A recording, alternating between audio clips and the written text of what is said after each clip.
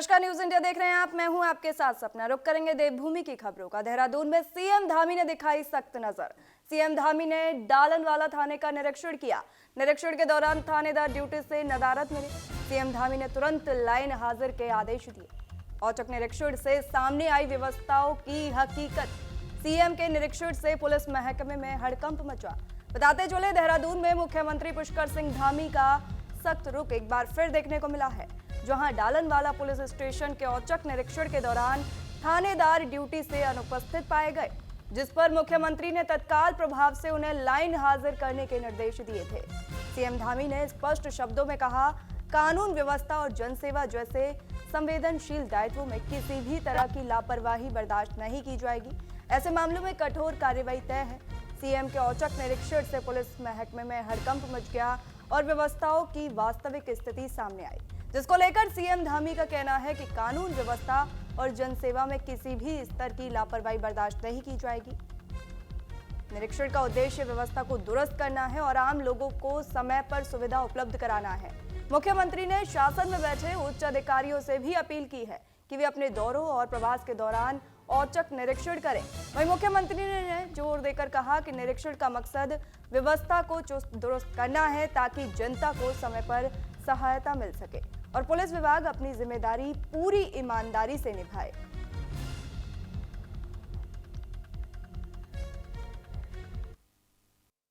कहा है कि हमने सभी अपने जो भी हम प्रशासनिक रूप से जो बड़ी बैठकें करते हैं, राज्य में समीक्षाएं करते हैं, मैंने मुख्य सचिव, प्रमुख सचिव, सभी लोगों से भी अपेक्षा करी है कि वो भी जहां पर जा रहे हैं वो भी इस प्रकार के निरीक्षण अवश्य करें। मैं तो करूंगा ही, और अन्य विभागों को, सभी विभागों को जहां भी कमी है उनको हमें ठीक करना है।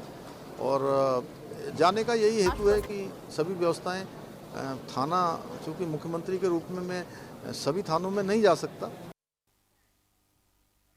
रुड़की में एसएसपी के निर्देश पर चला ऑपरेशन कालनेमी। पुलिस ने बहरूपियों के खिलाफ कार्रवाई की। पुलिस ने कार्रवाई कर 7 बहरूपियों को पकड़ा। पुलिस ने सभी आरोपियों को कोर्ट में पेश किया।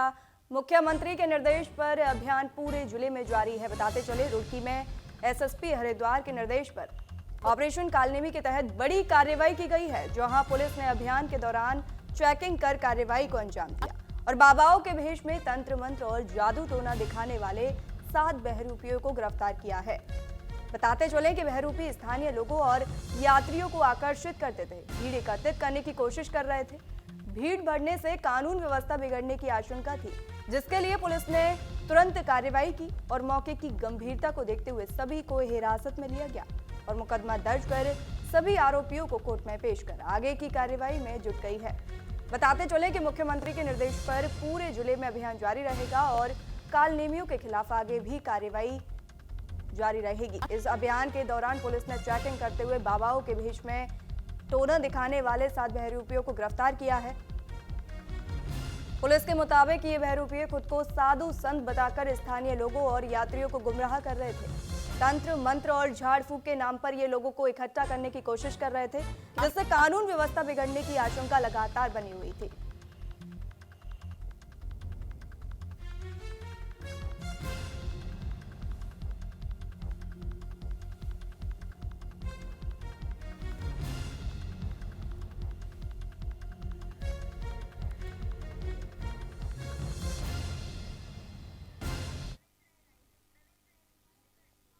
तमाम जानकारी के साथ हमारे संवाददाता प्रवेश राय हमारे साथ लाइव हैं। प्रवेश, रुड़की में ये कार्रवाई किस जगह पर की गई है? पुलिस को इन बहरूपियों की सूचना कैसे मिली? जी सपना, आपको बता दें कि जिस तरीके से मुख्यमंत्री के निर्देशन पर ऑपरेशन कालनेमी चलाया जा रहा है, इसी के तहत बीते दिन जो है रुड़की पथरी थाना क्षेत्र में लगातार जिस तरीके से पुलिस चेकिंग अभियान चला रही थी, चेकिंग अभियान में देखा कि जो ये बाबा थे, लगभग 7 बाबा मिले वहां पर, और ये लोग थे, लोगों को लोग लुभावन तंत्र मंत्र की विद्या से लोगों को लूटने का भी कार्य करते थे। इसी तरीके के देखा जाता था कि जब भी इस तरीके के लोग पहले भी जब मुकदमे होते थे तो देखा जाता था कि जो बाबा थे, बाबा के रूप में लोग आते थे, लोग लुभावन करते थे, व्यापक करते थे और लोगों को कहीं ना कहीं इस तरीके से देखा जाता था कि अपने घर के अंदर लोगों को बहला फुसलाकर लोगों को से पैसों की लूटपाट कर देते थे, गहना भी लेकर फरार हो जाते थे। तो इसी के तहत जो है मुख्यमंत्री पुष्कर सिंह धामी के ऑपरेशन के जो कॉल भी चलाया जा रहा है, इसी के तहत जो है देखा गया कि बीते दिन में 7 जो है बाबा पकड़े गए। रुड़की स्थित पथरी थाना क्षेत्र में ये लोग लगातार इस तरीके के कृत्य कर रहे थे और ये कहीं ना कहीं ऑपरेशन कालनेमी के तहत फर्जी बाबा पाए गए, जिसको देखते हुए पथरी थाना पुलिस ने कार्रवाई भी की। जी जी, जैसा कि ये भीड़ इकट्ठा करते थे तंत्र मंत्र करके, तो भीड़ बढ़ने से कानून व्यवस्था बिगड़ने का कितना बड़ा खतरा था और पुलिस ने कितनी तेजी से हालात पर काबू पाया? को बता दें कि बीते काफी लंबे समय से देखा जाता था कि इस तरीके के लोग हैं जो भीड़ इकट्ठी करते हैं। भीड़ इकट्ठी करने के बाद जो लोगों को कहीं ना कहीं बड़े चंद लम्हों में जल्दी अमीर होने के सपने भी दिखाते थे, इस तरीके का कृत्य करते थे। और बीते दिनों में ऐसा ही मामला सामने आया था जो कि लोटे के अंदर पानी भर के इस तरीके के लोगों को लुभावन करते थे, यानी कि ये कह सकते हैं कि उसकी विद्या अपनाते थे और विद्या कर करके लोगों को जो है फर्जी तरीके से फंसाते थे अपने जाल में और उसके बाद लूटपाट करके लोग फरार हो जाते थे। और जिस तरीके से लोग जो बीते दिनों में 7 बाबा पकड़े गए, ये कहीं ना कहीं अलग क्षेत्र में पकड़े गए और देखा गया कि ये जो बाबा थे, इन लोगों का जो इतिहास निकाला गया, ये लोग फर्जी थे पूर्ण रूप से और लगातार जो है इस तरीके का कृत्य कर रहे थे, लोगों को लोभ लुभावन और जिस तरीके से लगातार देखा गया और इसी के तहत जो है कल कार्रवाई देखने को मिली। जी जी, ऑपरेशन कालनेमी के तहत अब तक जिले में आपने बताया कि कार्रवाई देखने को मिली है, तो कुल कितनी कार्रवाई हो चुकी है अब तक? जी सपना, आपको बता दें कि बीते समय में जो ये आंकड़ा था लगभग 1200 के आसपास था, लेकिन जो बीते समय में लगातार जो है कार्रवाई देखने को मिली है, हफ्ते के 10 दिन के अंदर देखने को ऐसा लग रहा है कि जो अभी तक का आंकड़ा है लगभग 1600 से पार जा चुका है जिन लोगों पर कार्रवाई की गई है। और कुछ लोग ऐसे भी हैं जिन पर चालानी कार्रवाई भी की गई है। अब देखना होगा कि आगे आने वाले समय में जो अभियान है और कितनी तेज चलता रहेगा। जी पुलिस को इनकी गतिविधियों की जानकारी स्थानीय लोगों से मिली या मतलब किसी ने शिकायत की या पुलिस को पहले से ही इन पर नजर थी? आपको बता दें कि जो है कहीं ना कहीं पुलिस देखती है तो रोक के पूछताछ करती है। तो पुलिस पूछताछ करने के बाद ये भी देखना चाहती है कि ये फर्जी बाबा हैं, किस तरीके के बाबा हैं। तो ये कहीं ना कहीं जो अभियान है ये पुलिस के द्वारा ही चलाया जा रहा है। ऐसे अभी तक इन लोगों के खिलाफ कोई सूचना नहीं आई थी, लेकिन जो पुलिस है वो खुद ही अपनी इस तरीके की सूचना निकाल रही है और अपने सूत्रों के हवाले से ऐसे बाबाओं को पकड़ रही है। जी आने वाले समय में पुलिस किन इलाकों या धार्मिक स्थलों पर अब ज्यादा फोकस करने वाली है? जी सपना, आपको बता दें कि ऐसा कोई धार्मिक स्थल या ऐसा कोई स्थान चिन्हित नहीं है। ये सभी जनपदों में यानी कि पूरे उत्तराखंड में जारी है और लगातार जो देखा जाएगा कि ये जो ऐसे बाबा होंगे जो फर्जी तरीके से लोगों का लूटपाट करते थे, लूटपाट यानी कि आप ये भी कह सकते हैं कि जो लोग काम नहीं करना चाहते थे, नौकरियां नहीं पैसों के चक्कर में लोगों के घरों के आगे जाके भिक्षावृत्ति का रूप लेकर के पैसे मांगते हैं और अपने घर का जो है राशन लाते हैं। और आपको बता दें कि जो लोग आटा चावल देते हैं ये वो लोग उनको वो बेच देते हैं। तो यानी कि इनको ना तो श्री राम का पता है, ना तो इनको किसी बारे में पता है। और ये भी देखा गया था बीते समय में कि जो लगातार जो कुछ बाबा ऐसे पकड़े पाए गए थे जो दूसरे धर्म से थे, यानी कि दूसरे धर्म की आड़ में अपने हिंदू धर्म को अपना करके और लोग कहीं ना कहीं पैसों के लालच में और पैसों के चक्कर में इस तरीके का कृत्य कर रहे थे। अब देखना होगा कि आने वाले समय में कितने व्यापक रहेगा ये अभियान या कितनी स्पष्ट रूप से चलेगा। लेकिन आपको बता दें कि जो अभियान है ये कहीं ना कहीं मुख्यमंत्री पुष्कर सिंह धामी के निर्देशन के बाद अभी तक ये देखा गया कि काफी स्पष्ट रूप से और काफी तेज दिखाई दे रहा है। जी प्रवेश, और भी जानकारी आपसे आगे लेंगे, आप बने रहिए। आगे बढ़ेंगे। रुड़की में एआरटीओ ने चलाया सख्त अभियान। 50 से ज्यादा वाहनों पर हुई चालानी कार्रवाई। बिना परमिट की 4 टैक्सियों को जब्त किया गया। परिवहन विभाग ने स्कूलों को सख्त निर्देश दिए। रुड़की में यातायात व्यवस्था को दुरुस्त करने के लिए एआरटीओ विभाग ने सख्त रुख अपनाया है और व्यापक स्तर पर चेकिंग अभियान चलाया। जहां अभियान के दौरान नियमों की अनदेखी कर रहे 50 से ज्यादा वाहनों पर चालानी कार्रवाई की गई, जबकि बिना वैध परमिट के चल रही 4 टैक्सी को मौके पर ही जब्त कर लिया गया। यह सघन अभियान खासतौर पर स्कूलों के आसपास चलाया गया, जहां बच्चों की सुरक्षा को प्राथमिकता देते हुए वाहनों की गहनता से जांच की गई। बताते चले, एआरटीओ विभाग ने स्कूल प्रबंधन को भी स्पष्ट निर्देश दिए हैं कि छात्रों के परिवहन में लगे सभी वाहनों का पूरा रिकॉर्ड अनिवार्य रूप से रखा जाए। परिवहन विभाग ने 2 शब्दों में चेताया है कि विद्यालय क्षेत्रों में यातायात नियमों का उल्लंघन किसी भी कीमत पर स्वीकार नहीं किया जाएगा और आगे भी ऐसे अभियान लगातार जारी रहेंगे।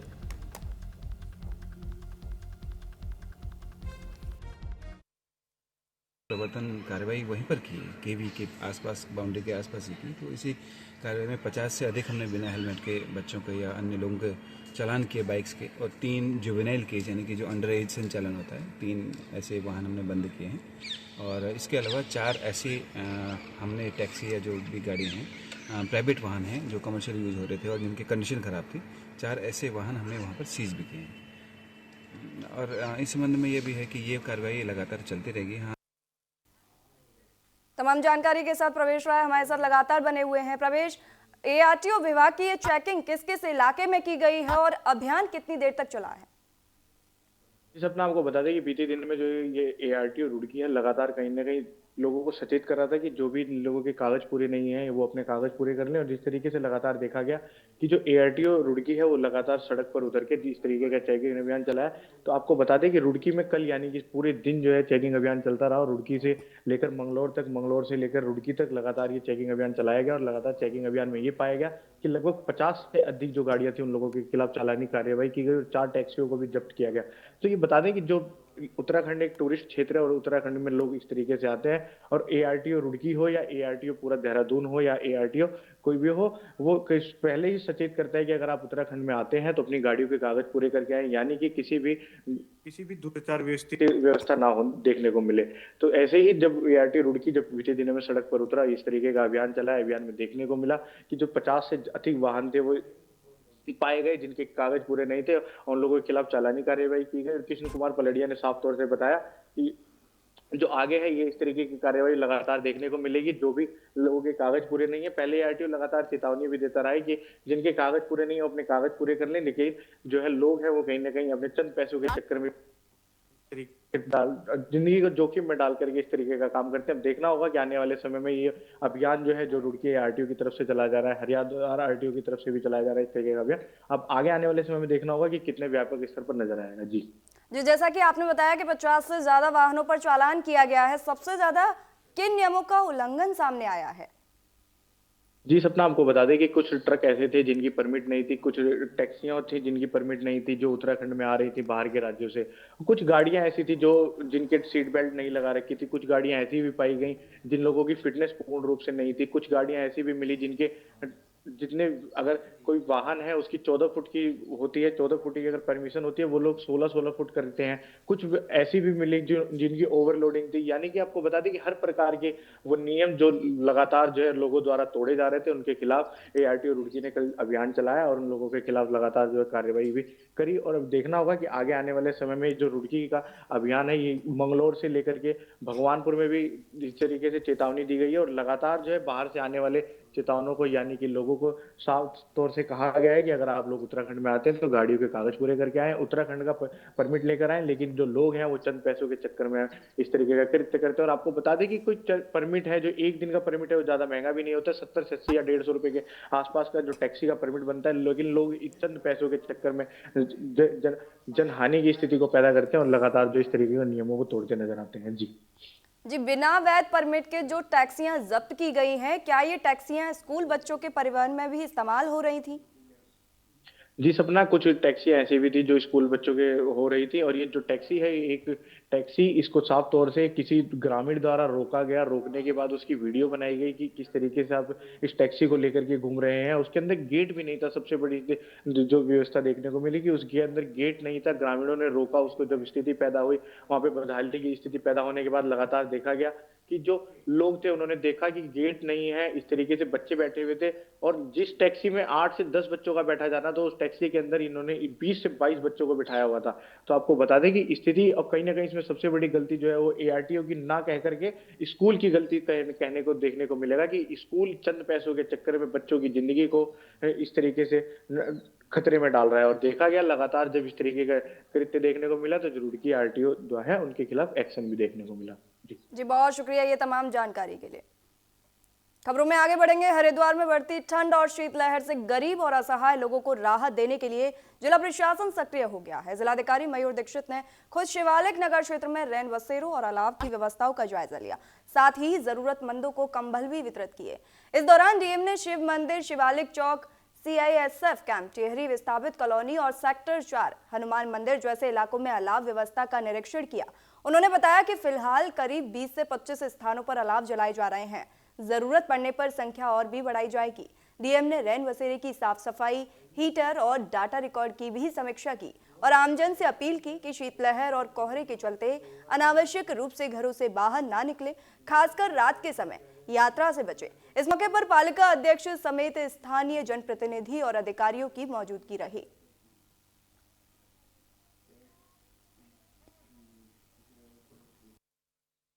जैसा कि माननीय मुख्यमंत्री जी के निर्देश हैं, सर्दियों को लेकर सभी जगह व्यवस्थाएं चाक चौबंद की जा रही हैं और आज यहाँ पर शिवालिक नगर पालिका में विभिन्न स्थलों पर अलाव जलाने की जो व्यवस्था की गई, उसका नगर पालिका अध्यक्ष महोदय के साथ हमने निरीक्षण किया है और इसमें 25 से 30 जगहों पर अलाव ऑलरेडी जलाने प्रारंभ कर दिए गए हैं।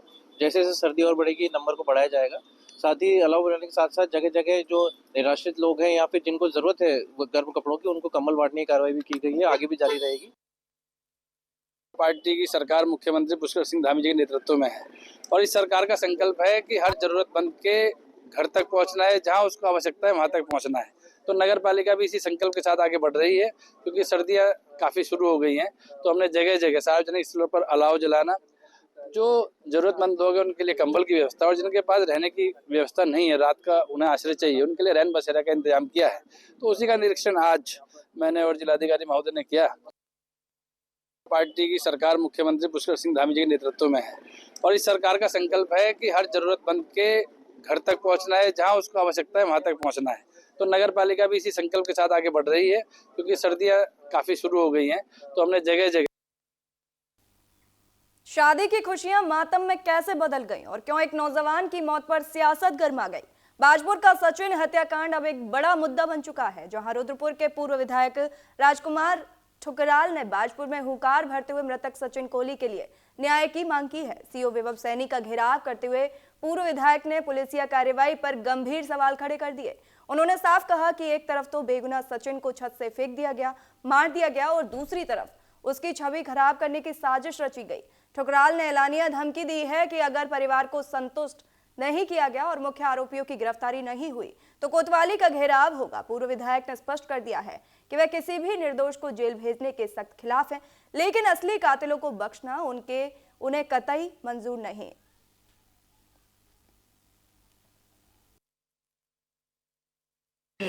जो ये आपने बताया कि इसमें एक पहले भी एफआईआर रजिस्टर्ड हो रखी है हमारे उसमें इन्वेस्टिगेशन चल रही है। इन्वेस्टिगेशन में जो तथ्य पाए गए उसमें एक व्यक्ति है जिसका नाम नन्नू है और उन्हें गिरफ्तार करके जेल भेज दिया गया है।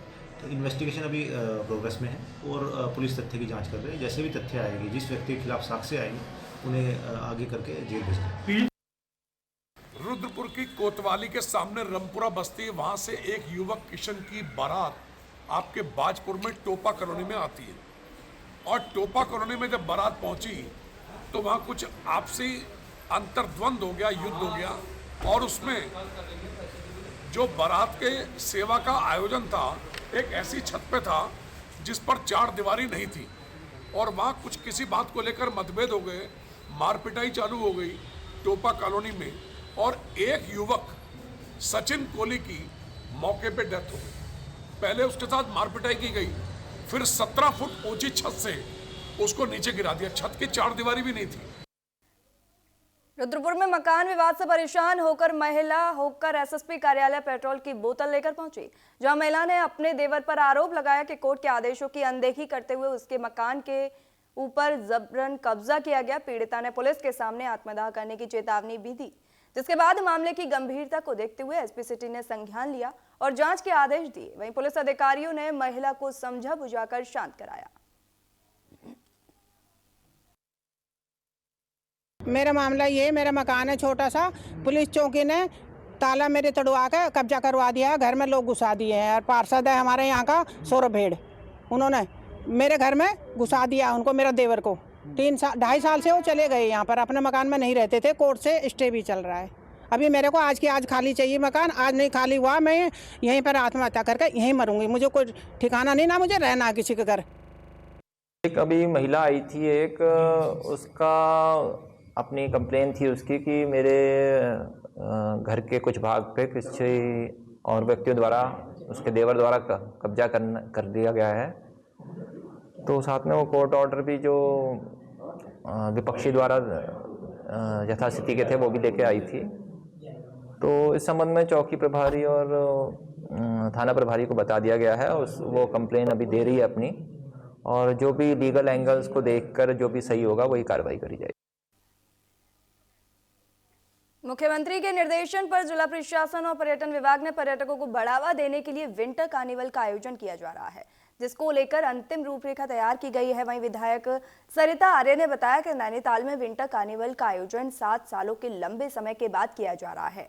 पर्यटन को बढ़ावा देने और पर्यटकों की संख्या में वृद्धि के उद्देश्य से इस बार विंटर कार्निवल को विशेष रूप से भव्य बनाया गया है। उन्होंने कहा कि 22 दिसंबर से 26 दिसंबर तक आयोजित होने वाले इस विंटर कार्निवल में कई कार्यक्रम आयोजित किए जाएंगे। कार्निवल के दौरान स्टार नाइट का भी आयोजन किया जा रहा है, जिससे पर्यटकों को विशेष आकर्षण मिलेगा। विधायक ने बताया कि इस आयोजन में स्थानीय कलाकारों सहित सभी वर्गों को मंच प्रदान किया जा रहा है, ताकि उत्तराखंड की संस्कृति, लोक कला और परंपराओं को बढ़ावा मिल सके। विंटर कार्निवल का भव्य उद्घाटन मुख्यमंत्री करेंगे। उन्होंने कहा कि इस आयोजन से न केवल पर्यटन को नई गति मिलेगी, बल्कि नैनीताल की पहचान राष्ट्रीय स्तर पर और भी सशक्त होगी। माननीय मुख्यमंत्री जी की जो राज्य में विंटर पर्यटन को बढ़ाने की जो योजना है, उसके अंतर्गत ही हमारे उच्च अधिकारियों के स्तर से, हमारे जनप्रतिनिधियों के स्तर से इसको पुनः आयोजित करने का निर्णय लिया गया है। उसी के क्रम में आज शहर के सम्मानित नागरिकों, जनप्रतिनिधियों और जो अधिकारीगण हैं, उनके साथ एक रूपरेखा बनाई गई है और उस पर आगे काम किया जाएगा। 3 दिन का जो है बृहद आयोजन होगा, 1 दिन का आयोजन होगा जो ट्रैकिंग को लेकर के होगा, कुल 4 दिन का आयोजन होगा। आने वाला जो 25 दिसंबर और 31 के लिए नैनीताल में हमारे जो पर्यटक आते हैं, तो उनके और यहाँ पे उनकी संख्या बढ़े, इसलिए पहले से भी विंटर कार्निवाल होता था। तो इस बार 22 तारीख से 5 दिन का ये विंटर कार्निवाल हो रहा है। तो मैं सभी को आमंत्रित करती हूँ कि आप नैनीताल आइए यहाँ विंटर कार्निवाल को देखने के लिए, क्योंकि यहाँ पे स्टार नाइट भी है और लोकल कलाकारों को भी यहाँ मंच दिया जा रहा है। और हमारे लोकल जो बच्चे हैं उनके लिए भी यहाँ पर कार्यक्रम हो रहे हैं, चाहे पेंटिंग हो, चाहे उनका डांस कंपटीशन हो, तो सभी को यहाँ पर मंच दिया जा रहा है। इसके लिए भी मैं बहुत बहुत आभारी हूँ। बीजेपी के सोशल मीडिया हैंडल पर जारी किए गए एआई वीडियो को लेकर उत्तराखंड की राजनीति में सियासी बयानबाजी तेज हो गई है। पूर्व मुख्यमंत्री हरीश रावत ने जहां इस वीडियो पर पहले ही अपनी कड़ी आपत्ति जता चुके हैं, तो वहीं एआई के दुरुपयोग को लेकर गंभीर चिंता भी जाहिर की है। दूसरी ओर भाजपा ने हरीश रावत के आरोपों पर पलटवार करते हुए इसे सच्चाई दिखाने वाला वीडियो बताया है। देखिए इस रिपोर्ट में।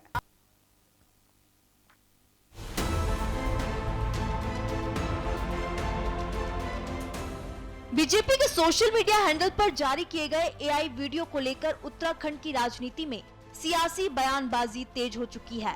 पूर्व मुख्यमंत्री हरीश रावत का कहना है कि एआई का दुरुपयोग आज एक अंतर्राष्ट्रीय समस्या बन चुका है। उन्होंने आरोप लगाया कि प्रधानमंत्री नरेंद्र मोदी अंतर्राष्ट्रीय मंचों पर एआई के दुरुपयोग को रोकने की बात करते हैं, लेकिन देश और उत्तराखंड के अंदर बीजेपी के नेता राजनीतिक विरोधियों के खिलाफ माहौल बनाने के लिए एआई का दुरुपयोग कर रहे हैं। हरीश रावत का कहना है कि ये बीजेपी की कथनी और करनी के अंतर को दर्शाता है।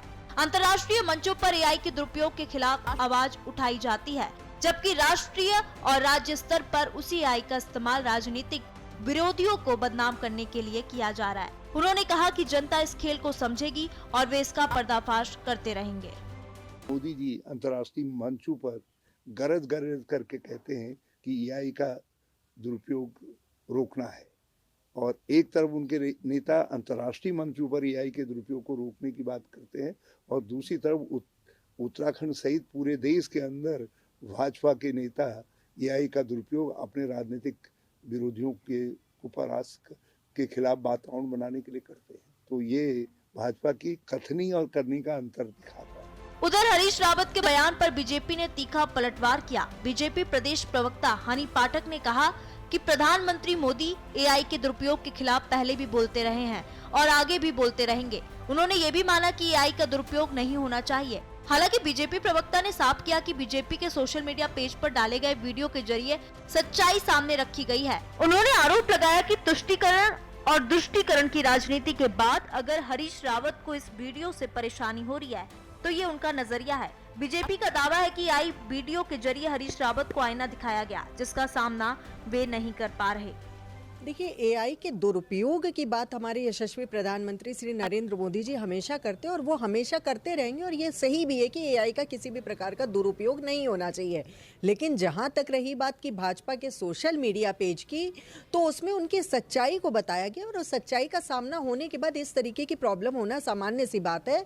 तो ये जो इनकी तुष्टीकरण और दुष्टीकरण की राजनीति है, इसको देखते हुए इस चीज को ये ऐसे देख रहे हैं। कुल मिलाकर एआई वीडियो को लेकर बीजेपी और कांग्रेस के बीच सियासी जंग तेज हो चुकी है। जहां एक तरफ एआई के दुरुपयोग का मुद्दा उठाया जा रहा है, वहीं दूसरी तरफ इसे सच्चाई दिखाने का माध्यम बताया जा रहा है। आने वाले दिनों में ये विवाद और तूल पकड़ सकता है।